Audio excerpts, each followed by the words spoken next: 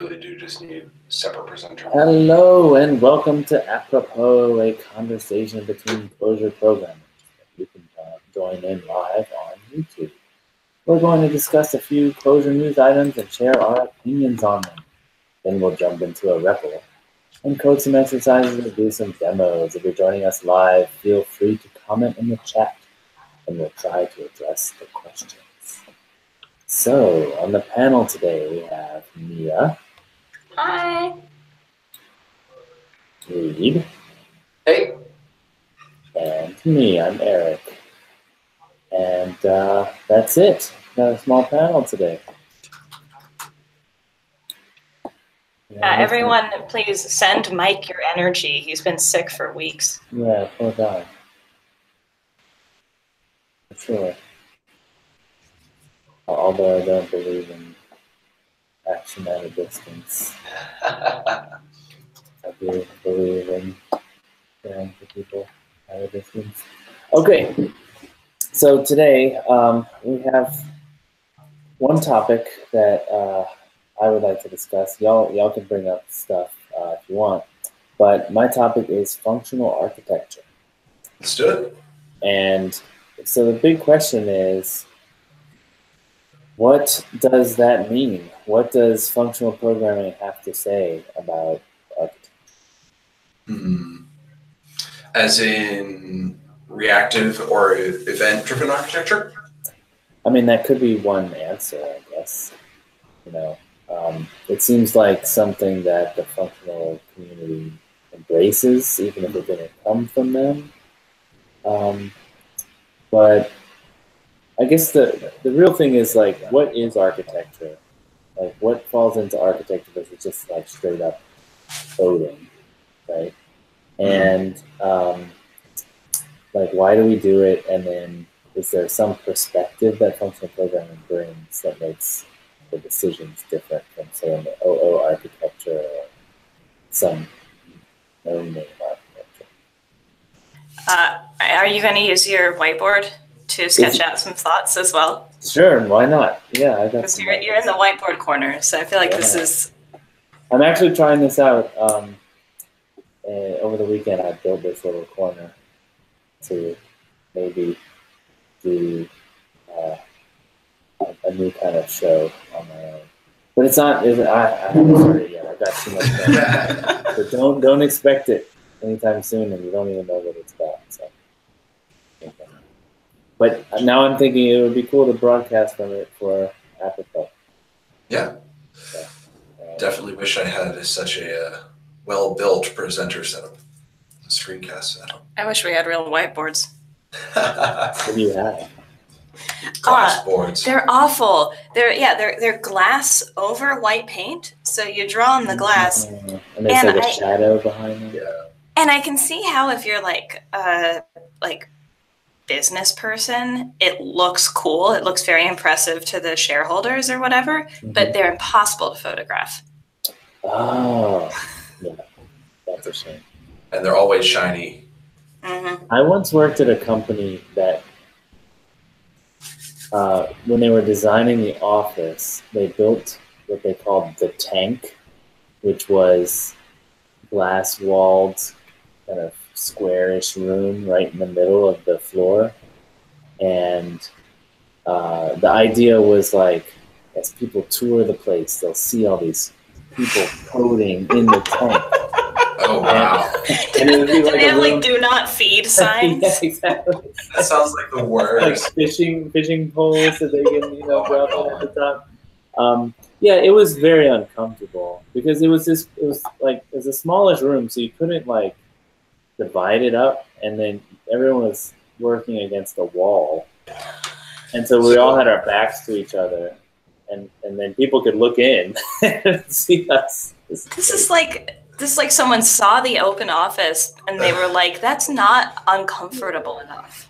Like, how can we make this worse?"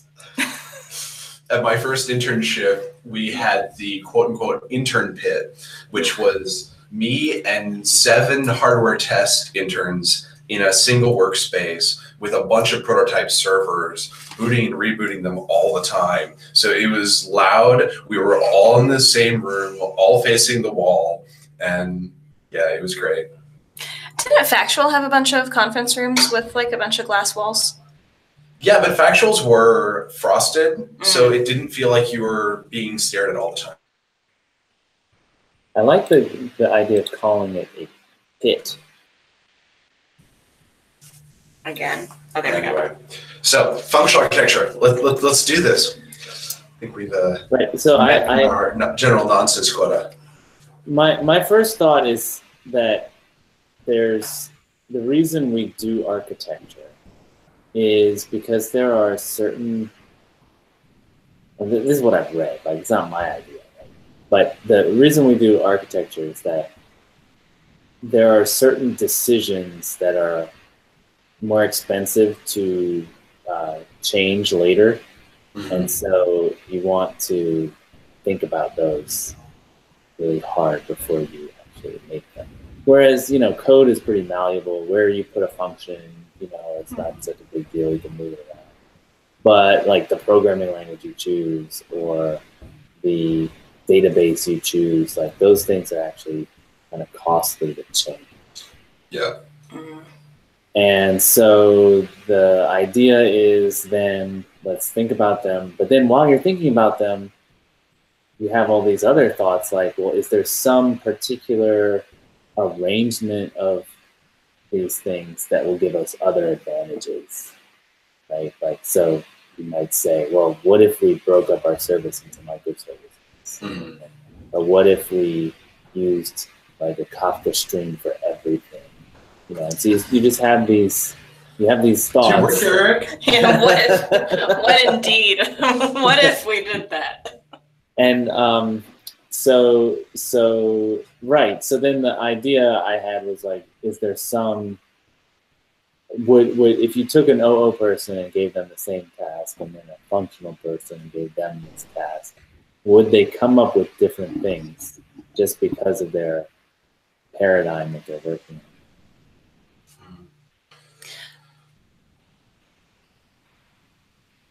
And this may be too philosophical of a question for like such a informal show.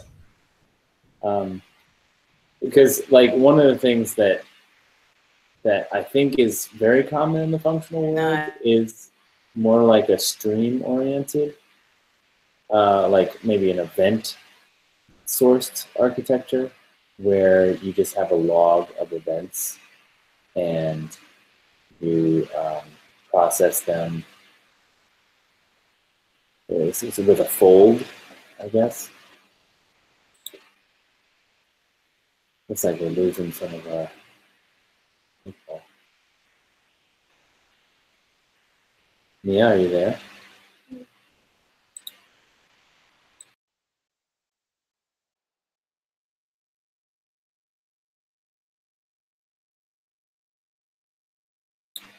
All right, looks like I'm the only one left here, and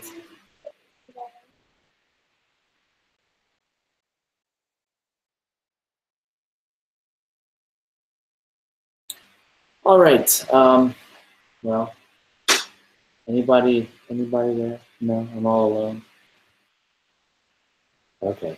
Well, I didn't want to be the one to talk about this, but I guess I will. And please, if you're listening, throw up some questions. And hey, Mia, you're back. Oh yeah, we lost our internet, but we have an Ethernet cable and a dongle, so oh, nice. we're permanently back, I think. Okay. Sorry about that. Well, I'm glad it wasn't me. Yeah.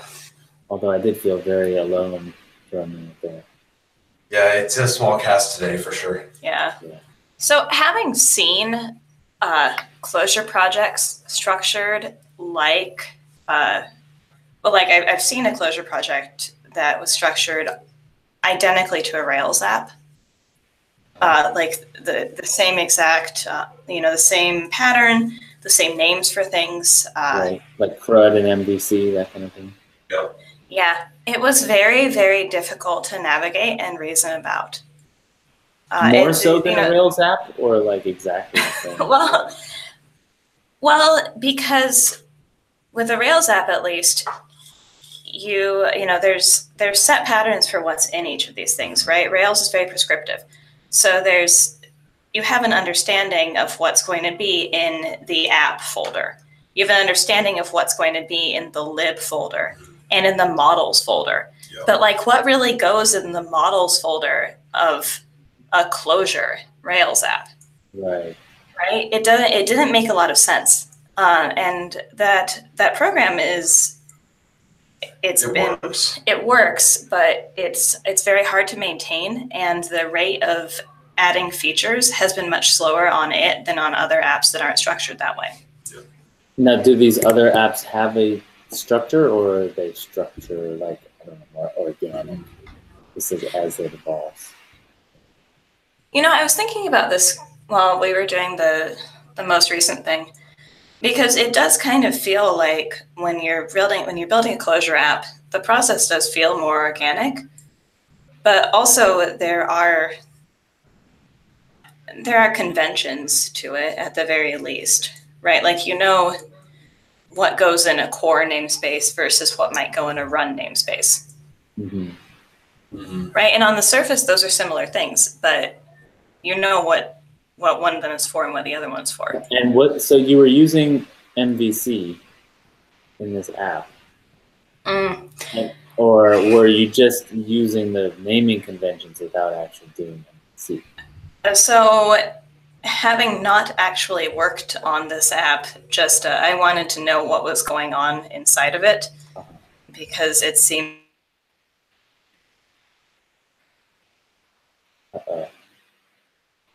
It's like they're gone again. Well. Backed off. Oh, back.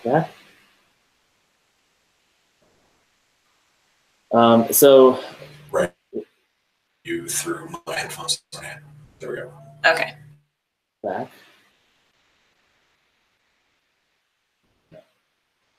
All right. Well, this is going to be a difficult show. So my idea with I've never used Rails. Okay, I have to give a preface of that. But I've always wondered why they do divide the directory structure that way. There we go. They have a models directory and a views directory and a controllers directory. I never understood that, because when I think of it, I want something that is more an organization that is more domain focused, right? So I would want, say, if it's in a thing that's common in a lot of apps is a user, I would want everything to do with users in one directory, so that when I'm dealing with users, I can see everything. And then when I'm dealing with, like, I don't know if it's a blog engine, a blog post, I would have a blog post directory with everything. That would have the models, the views, the controllers, whatever structure you have. And this idea that all the views go in the same directory is kind of weird to me. I just don't understand it. And I've asked around, because I'm not a Rails person, so like there might be some reason that I don't understand. I mean, MVC as a pattern, it's very restrictive, and it always seemed. I mean, it is artificially constructed. Yeah. Right, and that's one of the reasons why it becomes it. I don't know if it's that. I mean, I don't know if you can separate the two, but I don't know if it's that Rails is hard to scale as much as it's that MVC is hard to scale. Because it's very hard to make MVC do something that isn't directly model view controller related. It's very hard to make it do something that isn't a blog. Right. Exactly. I guess as far as to say that MVC is like a particular data and control abstraction pattern that winds up being tightly coupling between like your data and your view, and particularly the control in that as it concerns both the data and the business logic. Even right? though Like the you never idea can- is to separate them. Yeah, like you succeed in separating them, but because they're actually tightly coupled things, right? Like you can't change your view if you can't not change your view if you change the backing data. You can't not manipulate the backing data if you change the business logic. You can't change the business logic without changing the view to reflect what you need to plumb into the backing data. And well, and when you're dealing with microservices, like you're going to have these services that don't directly or shouldn't be directly affecting the view in ways that you think of the view. Like they're very restrictive abstractions that fall apart immediately once you start breaking your service up. Right. so if you look at Grimoire, just to kind of pick an example, right? Grimoire and the other Clojure apps I've worked with actually don't really have much for controllers. They have like a serialization layer where you take data and you get it into a disk, or you bring it back from a disk, or you go talk to some other service to put data there or bring it back. But really all you're doing is presentation or like some trivial amount of query coordination. You're not so much building business logic of any meaningful sort. You're just like shoveling simple data back and forth. There's no need to have a control abstraction where you're saying, this is how I'm coupling my business logic to the data. You just have data that goes in both directions. That's been my experience with Clojure projects in general, is that they're either small enough at first that you don't really need much organization, much structure.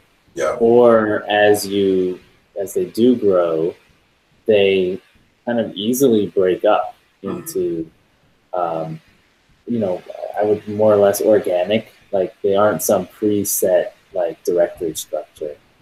It's like, oh, these things, there's enough of this stuff here that's all related that I can put that in its own namespace. I just had to come up with a name for it. Right. And that's been one of the things I really like about Clojure, because it doesn't have this coupling of your control flow with your data, or like the model of your data. You're able to kind of go take the control flow bits and shovel them around if you want to. You don't have to like respect the fact that they're somehow coupled to the data itself. It's very easy to move things around. Like, we talk about architectural changes as being expensive to implement. And I think that your tools, like it's expensive to change tools, like to change the database they're using.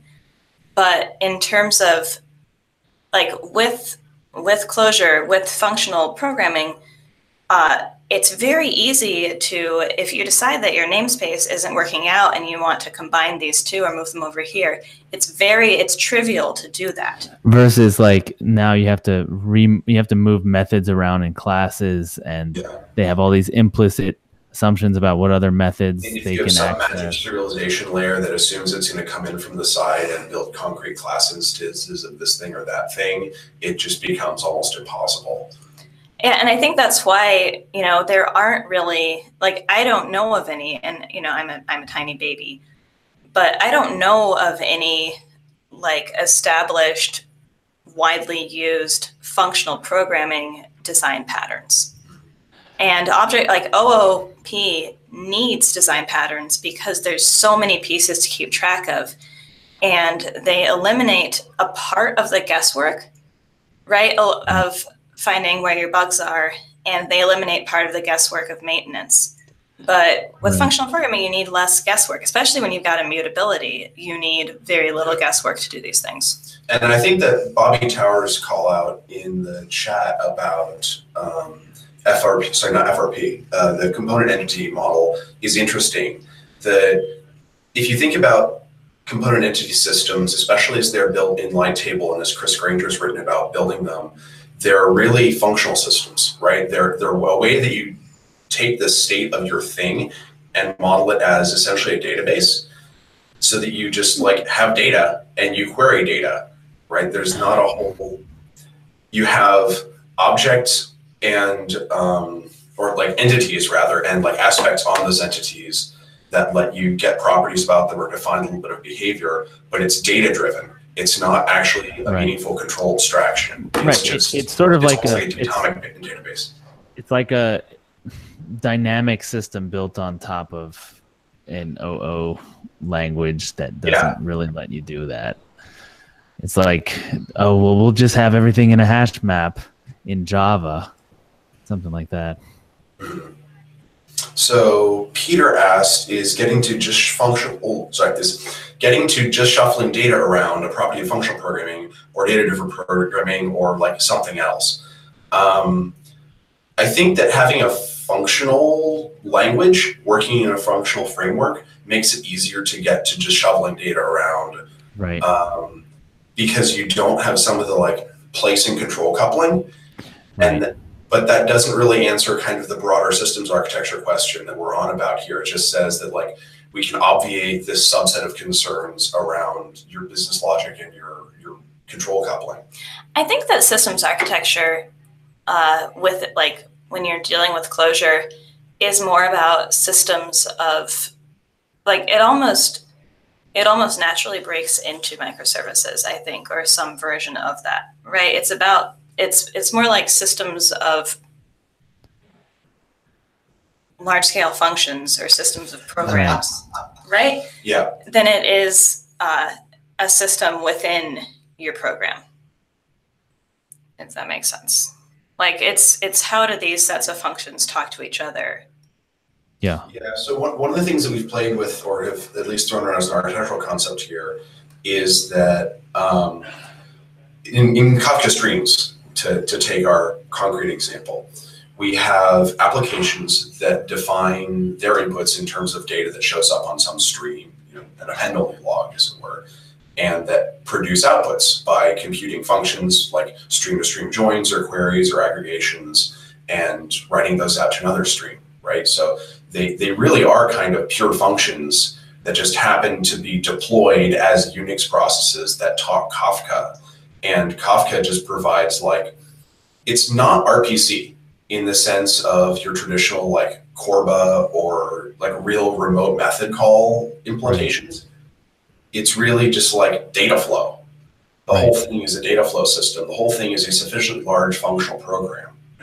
Right. And that's one of the things that I, in all these like thoughts I've had on object-oriented programming versus functional programming, one of the things I keep coming back to is it seems to me in the OO land, at least my experience with it, is that they've kind of forgotten that we're building information systems and they want to model the world more than they want to model the data coming in. So they want to like have all these ISA hierarchies and they want, even though it doesn't help any use case at all, this thing kind of takes priority that, you say, well, we have an animal interface and then there's dog and cat and we can share code because they, it's like, well, what are you trying to solve here, right? Yeah. Really what you want is like just some data about the animal, and the dogness or the catness of it is just another field. And why are you modeling this out? Just because you noticed it in ISA, now you're going to make this into your class hierarchy. And that's one of the things that like Clojure has like helped me see again, is that we're building information systems. Stuff is happening in the outside world and we're collecting information, collecting data about this. And we need to do stuff with that data. We need to save it or transform it or make a decision based on it. But it's still just data. Yeah. And we don't have to model it. I think it's important to note that the place that object-oriented programming kind of comes from, or at least like traditional Java and C++ come from, is from needing to model stateful components. Like if the public and private behaviors that C++ and Java offer are incredibly valuable, if you need to take a stateful thing, like a concrete web drive, like a network driver, or some piece of machinery, and wrap it up in a thing that is stateful that you have to interact with imperatively, and you can't somehow treat as data. Right. And for that, it actually does make sense. Where you get For into sure. trouble is that because the language gives you idioms that help you package your control with your data and that help you make these coupling assumptions because they're originally designed to solve problems where you have this coupling, you can't escape from it, Right. then you can't get away from it. So you wind up with like these specialized tuple classes that have all kinds of getters or transforms or like dot with this field or Oh, a present. Yeah, I have a visitor. You want to be on? You want to be on? Come on. Hashtag Dadcast. Yeah. No, I totally agree. I sometimes look at it like, so the original OO, so we're talking small talk. Part of the beauty of it is that your object was also its view. Like they were one and the same. And you could at any point, like any object on the screen was like a rectangle, and you could open its properties and just see everything. Yeah. And what that did was it made the statefulness kind of important. Yeah. That is location on the screen is part of its state, and so when you interacted with it, it was a thing that had its self-contained thing that you could interact with. But when you have these mutable classes that you have to like set up this big graph of them before you can, and then you like press a button and then they do a little dance and then you get an answer. Like it just isn't as good unless you can just like reach in and manipulate them, right? I mean, these are not systems that were designed for data. Right. They're not. They're systems that were designed for objects and GUIs, right? Things like, you could reason about. Things that you could reason about as objects that had properties that could be reasoned about. Right. As soon as you get into data flows where you're having to construct these arbitrary objects around your data flows in order to work with them, you end up there's a lot of ability to apply incorrect assumptions there. Right. That can really hurt the program down the road.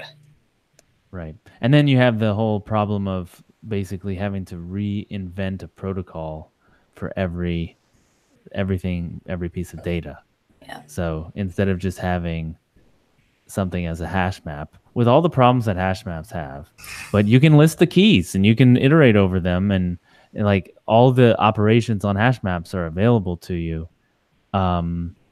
Whereas if you have a class with 10 methods, like now you need to know the names of those methods and what they do and what they're going to return. But Rich has solved this. We can just go sprinkle datafy and everything, right? Problem solved. Well, let's go get a drink down at the pub. This is year of our Lord 2018. We're finally free of objects. Yeah, exactly. So Rich actually has that great example of the what's it called? He compares ring to what's the thing called in Java? Right. No, it's the smaller thing that just is about HTTP requests and responses. Netty. Yeah, the thing that Netty uses. I can't remember. Anyway, it has a representation of requests and responses that has all these methods like get header, and it takes a string and it returns a string, and then it has something like get port and get path, right? And so he puts up the docs and he says, okay, where like outline all the hash maps, and so the one like get header, like that one's actually pretty easy, right? Because that's like, oh, that's obviously a hash map. It's a mapping from string to string. Yeah. But then he's like, yeah, but look, this get path and get port, those are just string of, the name path to string. Even though it doesn't take an argument string, like the name itself is like an identifier. And so you've basically, you had to make this custom interface with all these custom methods and you have to learn how each of them works and and also write how each of them works, when it's really just a bunch of string to string mappings. Well, and go ahead. Well, and that's the thing, like having to write these things, that's the thing that scares me, because human beings, we don't think like computers. Right. And we're also notoriously bad at building abstractions and like applying them in ways that will not fall apart in the future. So when you make abstractions expensive to change, like... Now, I do have to say that there's something to the fact that you have sat down and made the class, the web request class, and you have documented it and, I mean, at least given it some thought and that kind of stuff. Whereas someone might look at like Ring and be like, what is just a hash map? Like, where's all the safety? Like, are there any checks or anything that the compiler can do? Like, no, sorry. Like, the language will just let you get nil if you type it wrong. And I still have kind of mixed feelings about that. I had a really interesting conversation with one of our architects yesterday about, so we have this thing that lets us represent a Kafka topic, right? You need to produce to a topic, you need to consume from a topic, and you need to be able to configure a topic. But if you really kind of start tearing this apart, you realize that the data you need to configure the topic when it doesn't exist is not data you need when you're producing or consuming from the topic. And there's all kinds of other like constructor, state, and instance object nonsense you need to produce to and consume from the topic that you don't need when you just need to configure it. And in fact, the overlap between these two use cases is literally the string, the name of the topic. Like, that's it. Yeah. Unfortunately. Sounds like they modeled it wrong. Yeah. Well, but so like modeling this thing as this officially large like bag of keys that does everything magically doesn't make sense. Right. It sort of makes sense to say, okay, well, the intersection of these two things is the name protocol, or like the key that defines the name. Do you even need to share something so trivial? That's another. But then there's. Yeah. But with the things because all these things are joined up on the name, and you need to talk about, you want to be able to talk about both how you configure the topic and what its format is at the same time. It's convenient to be able to say this is a thing, even though like it serves these separate use cases and has these separate key spaces in it. Yeah. Although that convenience is kind of like a human-oriented convenience, right? That's fine. I mean, in the set, not like as a programmer, oh, I really appreciate this. It's like if you had a form to fill out in the real world, you might want to use that same piece of paper for both. Yeah. Like it, but as a programmer, you're like, well, I just construct one of these, or I construct one of these. It's like the same amount of effort. The problem is that you get into trouble where, let's say you're in a test suite, right? And so you need to be able to both produce and consume and deal with the fact that your topic doesn't exist because you're in like some empty sandbox environment. Or you want to be able to check some property about it, like, did this record get assigned to the right partition? In order to do which, you need the partition count, which is a concern of the like configuration side of the house. Yeah. So like you can't get away from the fact this is like a big bag of related stuff. All you can do is like sort of tease it apart a little bit and name the bits differently. They're loosely coupled within Kafka itself, but they are coupled there. I see. So like that leads to this interesting thing where you say, okay, if I'm on the Haskell side of the house, then I just have like this tuple type, right? I have like the topic name and the key serializer and the value serializer, and that's it. Like it's the like producible topic type or something. And if I want to configure the thing, I have the tuple that's like the topic name and the partition count and the replication count and the topic config. And that's like the other tuple thing. And the fact that they overlap and that to a human, like they do in fact intersect, kind of gets lost. And I'm not sure if that's for better or worse. It's an interesting trade-off. Sure. Do we want to do some REPL? Because we are at 12:40. We should. Thank you for the discussion. This has been really good. Yeah. Do some REPL or do the demo? Do you want to demo Katamari? Oh, sure. Do you have time for that? The demo's pretty quick. Okay. Oh, we're back on. So we're gonna have a demo of Katamari. Is that right? So if you were at the meetup, because I know a few of you were, hello, Petter. If you were at the meetup, then you saw this demo. So no spoilers, because it's really, really cool. So let me share my screen here. So, Katamari. Oh, I need to share this to everybody. How do I pin my view? Oh. Is that? Whoa. We've gone plaid. How many layers down are we? Is that working, sort of? I think we got to infinity. That's what it looked like to me. Let's see where we are right now. Is that working? So wait, let me pin you. There we go. Please. Thank you, Eric. All right. So Katamari is this thing I've been working on. It is in fact named after Katamari Damacy because we're going to take your artifact or take your software and roll it up into artifacts. And the idea is it's a build tool like your Linigan or your boot. It's just built on top of tool steps, and it's designed to help enable monorepo development patterns that really don't work or are difficult to implement in Linigan or in boot. Katamari itself is a Katamari project. And so to kind of walk you through it, we have a source tree that could be anything. And each one of these kind of submodules is defined by this little role file. And the role file says this source tree, the subpath source, have these depths, some of which come from Maven. So like Clojure and tools logging and tool steps come from Maven or could come from Maven. And then Maxwell is actually a dependency that exists in the source tree, right? So we can back up and go check out Maxwell. And Maxwell is like its own little super trivial library. And so Katamari gives you the ability to track what files on your file system have changed and what targets as identified by rules in your role files have changed. So you can do minimal rebuilds. So for instance, if you have a Clojure library that needs to Java-C, so you have some code that you need to Java-C, or you have some Clojure code that you need to AOT, unless that code changes or something that it depends on changes, you never should rebuild it.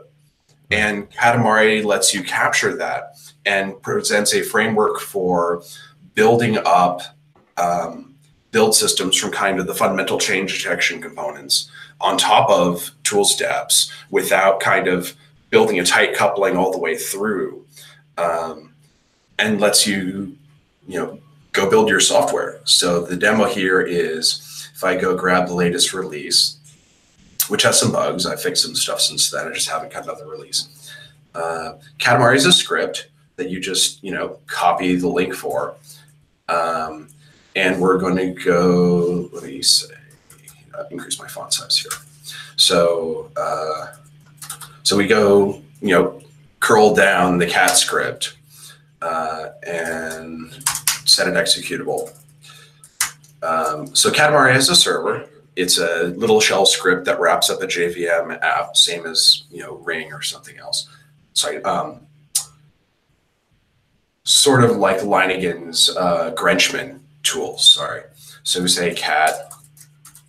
It's going to go, bootstrap itself down. So it's currently re-downloading the bootstrap jar from GitHub at the deployed version. And that's some bugs I've fixed since I last did a deploy and did this demo. So we've pulled the bootstrap jar down and we're booting a cat server.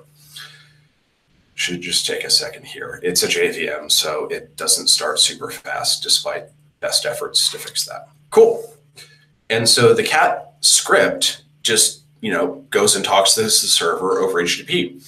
And in this case, we asked the server to do nothing. So it did the help task, which says, here's all the things I can do. I can purge the cache. I can compile some stuff. I can show help details, list targets, list tasks, kind of all that good stuff. So what's in this repo? So cat list targets. So Katamari maintains a graph of every target you defined in any role file anywhere in your source tree.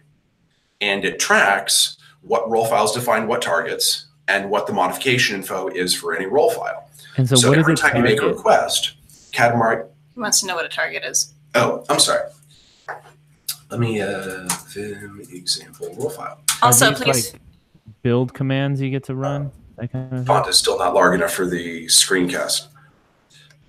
We love questions in the comments as well. Oh. So yeah, is this better for you, Eric, and for the cast? Yeah, that's great. I can read it. Okay, cool. So the target is just this name, and targets name build rules. So here, like, this is a Java library build rule. Does that make sense? So how are these different from in Lineagen? We have targets as well. So Lineagen doesn't really have targets below the level of the entire project, right? Lineagen lets you say, I have an entire project and I have this stuff that needs to be Java seed and this stuff that needs to be Clojure AOT'd, and all of it comes together into this jar. So part of the strength of Katamari is it's dividing. Instead of having one big target, you can have multiple targets and you can choose which ones to build. It gives you fine-grained tracking of each one of those little components so that you can see exactly what's changed, both for faster rebuilds and for detecting what you need to retest. And that's the big thing that Katamari is shooting for, is I'm trying to get to a point where you can actually rerun only tests that have changed, where we can look at the files and the dependency graph of what targets depend on what files to figure out, given what files have changed, what targets need to go be retested. Does that make sense? So let's say that I have a large repo like Katamari itself or some corporate monorepo that may have tens or hundreds of targets in it. I don't want to go retest everything all the time. I want to be able to only retest the things that changed, because why would I retest code that worked or that works? Make sense? So if let's go kind of finish the example off. Compile. So I said, you have something, Eric? No, looks good. So I have like a Java C example, right? That's if I tree my repo, there's the example tree. This is the bug I mentioned earlier that's fixed. But so I have, a demo Java class in the demo package that is just going to print some information about its main args when you run it. Okay. And I have a demo Clojure package that's just going to, has a main method and is going to call the Java thing. Okay. So if we go open that roll file up again, you can see that, okay, so there's the Clojure target that depends on the Java C target, and the Java C target just has source files. And then we have a jar that's going to eat the Java C and the Clojure and give you like a thin jar. Okay. And we have an Uber jar that's going to take the Java C stuff and the Clojure stuff and its transitive dependency Clojure and throw it all in one jar. Okay, so this is maybe a silly question, but you have in the depths, you have both targets and Maven coordinates? Yes. Okay. How does it know the difference? Very carefully. There is some machinery. So actually what happens here is it looks at the depths to figure out what's in the depths that's also a known build target. And it treats that stuff specially when you go do building, because you have to enumerate the things in the build graph that you need. And once you built the things that you need, they actually just become tools depths manifests that tools depths can then build class paths containing or do whatever it needs to. So it's kind of just an overloaded structure on purpose so that you get this decoupling of what your targets are, what they contain from where they are. I see. So actually, there's a refactor I did to Katamari recently where I moved everything under this source tree without invalidating any build targets or making any code. Sorry, make any build file changes, roll file changes successfully, because this is kind of a declarative statement of what you need to go build these targets. Is it like old Goog Ant? It is somewhat like Goog Ant. More particularly, it is a light clone of Google's Blaze and Twitter's Build, sorry, the Twitter's Pants and Facebook's Buck, which are the successor systems to Ant. And just another silly question.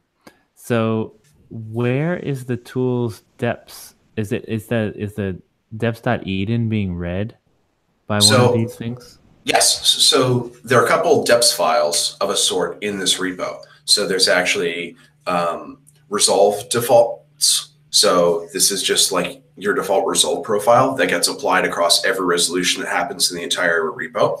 And you have some dependency defaults that also get applied for every resolution that happens across the entire repo. So this is all built by directly consuming the tools deps library quite successfully. Right. So this is where you define what version of Clojure you're going to use. Yeah. So if we go cat this, I think this is right. So this is my like Maven resolvers defaults. Okay. And the other one is resolve aliases. So we go look at that. That actually does say, I have this global default dep of Clojure at version 190. So whenever a target refers to org.clojure/Clojure, it's going to use.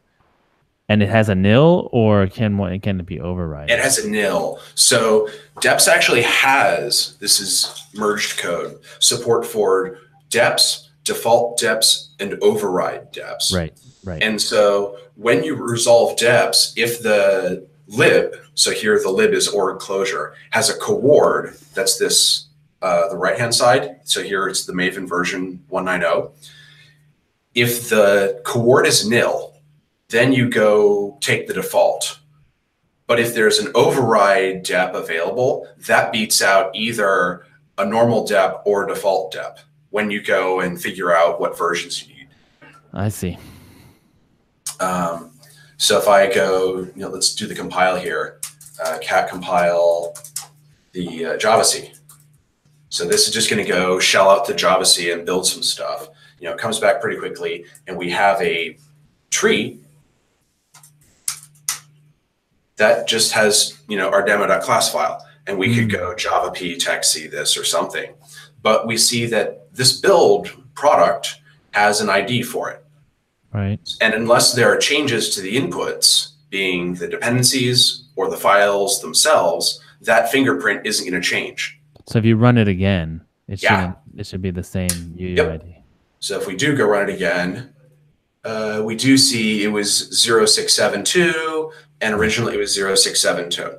Cool. So the fingerprints tie off across requests. And the cool thing is that if we go ask for the Clojure target now, the Clojure target depends on the Java target, right? And we actually see that we went and rebuilt the Java target, but we didn't rebuild it. We just got the same fingerprint and did nothing. Cool. And then we got the Clojure paths, and in this case, we just get source paths. There's no build product here. Right. So this is really useful if you've got a ton of code to compile. Yes. And so where this gets really fun is let's check out the Uberjar. But when are we going to play ping pong? I would need to be running the not released version of Katamari to show you like a real app running through Cat example. On latest Cat master, or the latest version of Katamari that's currently on master, I actually do have the ability to go like boot a REPL, having, so you do all your build, you build a class path, and then you run a REPL with the final build class path. Okay. And that works. But the only products I have in the current release version of Katamari are jars and Uberjars right now. There's no support for running tests or deploying jars. That's all kind of work in progress. Gotcha. I'll make the jar. All right. So if we go make the jar, bam, super quick. And if we, let's go pop this up with Emacs. So, we expect that it will have the demo.clj in it, and it does. And we have the demo.class as well. That's, some unreadable Java bytecode. So that worked. And let's go build the Uber jar. And this takes a second, but it's still faster than Lanigan. Bam. Wow. And if we do it again, it does no work because we still have the original Uber jar. We have all the fingerprints. We just recheck and do no work. That gets me every time. Every time I see the word Uber jar on the command line, I'm just like, oh, it's ping pong time. Or like, at the very least, I can check my phone. And like, it just happens so fast. Yeah. The goal of Katamari is to make sure that we no longer have ping pong time. That is the thing that I want. Oh, good question. What about AOT Clojure files? Thanks for the question, Les. So I'm currently working on implementing AOT support. There is an issue open for it. It's pretty easy to go do, as with most of this stuff. I'm quite happy with how easy it has been to go drop in more build products or more feature support to this. I think I kind of nailed the right abstractions and the right decouplings. But I only have limited time to work on this. This has been a nights and weekends project. So the fact that it even got this far was a panic-driven development for my talk kind of thing. Cool. So if most of the build scripts that I've ever run have needed some kind of logic like bash or something at some point, even if it's just like, How do I stop sharing? Whoa, infinity. Sorry. Staring down the black hole here. I faced my soul. It wasn't a big deal. No, but like there's always been like, oh, I have to compile this other file, like using a bash command basically. Yeah. And so it just needed to happen. Are you going to have something like that, like a shell target or? Yeah. So the design of Katamari, and I'm sorry I stopped the screen share. There's a little bit more I can kind of show off here if I go get it back. Because the alternative would be to like just use bash for all that stuff. Right. And then within Cat, the build targets, the Clojure library, the Uber jar, all that stuff that I showed off, are just extensions to the role machinery. So there is an interface that defines general compilation, a fully general compilation pipeline, and you can go bolt more stuff onto it. So for instance, the Clojure library itself is really super trivial. All you do is define like the parsing machinery for a Clojure target and say, okay, well, what I need to go do to build this is really nothing because as Les pointed out, there's no AOT support yet here. The Java library is a little bit more interesting because the Java library actually does go shell out and says, okay, well, when we go build the Java library, we have to go get all the source files and canonicalize their paths and like go build the Java C incantation that we're going to go shell out with to go get Java class files. And this like rule build extension point is an extension point for a reason. I want people to be able to go write a Python library target, write a Rust C target, write your in-house bash script SAS target. Compiler. Exactly. Like whatever the heck the thing that you need is, as long as you can get it to fit in this within the rolling protocol, which I can talk about a little bit, you can write a target for it and just plug it in. So when Katamari boots, it reads a bunch of data out of the cat.conf file. And one of the things that it reads out of the cat.conf file is this list of extensions. So everything Katamari is built around this extensions pattern where when the server boots, you just go load a bunch of plugins because the user told you to load these plugins in the user's config file. So if you don't want to inject like the jar targets because you don't use jars at your company, then you don't load the jars plugin and you have full control over that. Or if you want to go make your custom one. Exactly. So Katamari, its own server boot class path has, all these source paths in it, and then the bootstrap jar. This is awesome, dude.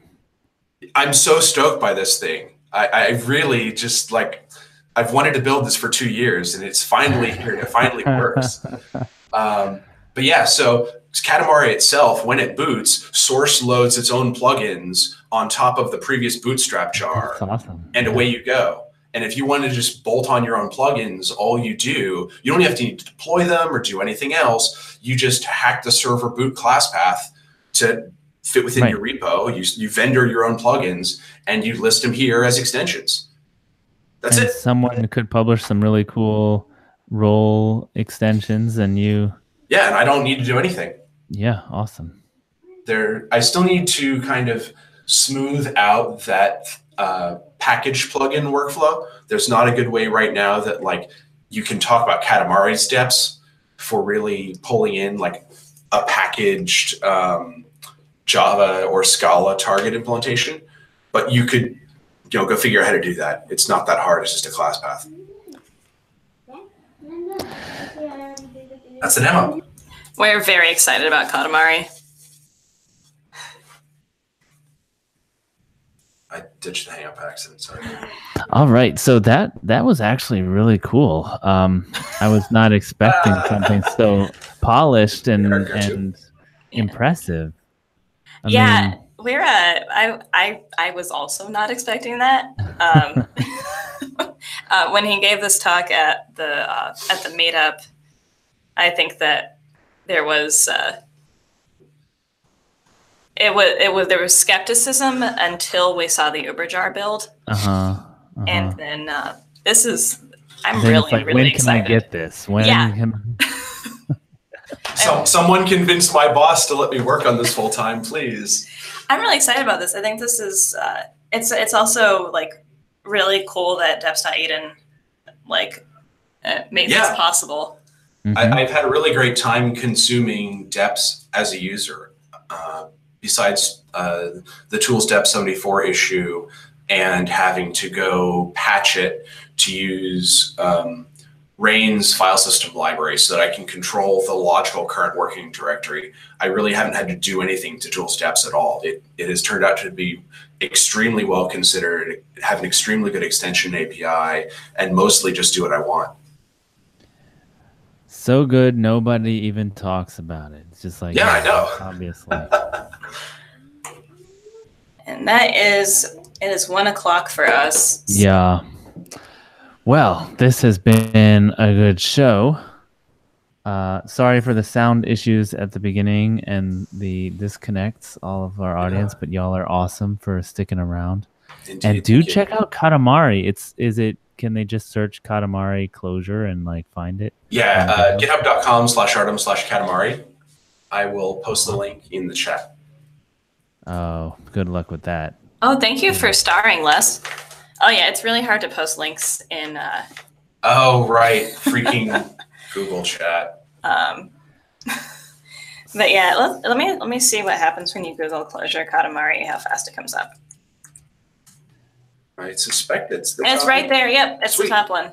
Yay! So. Okay, so everyone knows how to do that. Yeah. And give it a shot. And don't give it a shot. It's not ready yet. But it is very open source. So it is extremely open source. Please help find me, a bug. Get it there. Yeah, find help a bug, read. Post it, open an issue, and help me help you get better.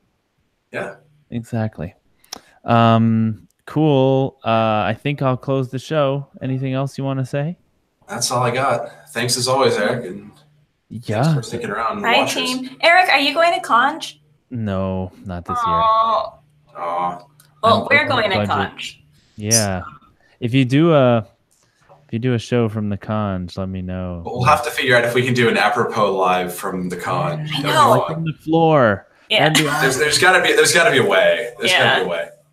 You could just have a sign up that's walk behind us and you'll be on the show. All right. Well, thank you for attending all, and we will see you all in 2 weeks. Hopefully, Mike is better and Ray doesn't have to pick anyone up from Eurostar. Yeah. And please subscribe and click the little bell icon. You will be notified when we go live. Cool. It's the easiest way to keep track. And I'll clean my camera next time. And I'll make sure I use the right mic settings. I Yeah. checked, but I didn't check often enough. So Sweet. thanks, everybody. All right. See you. Bye, all. Bye all.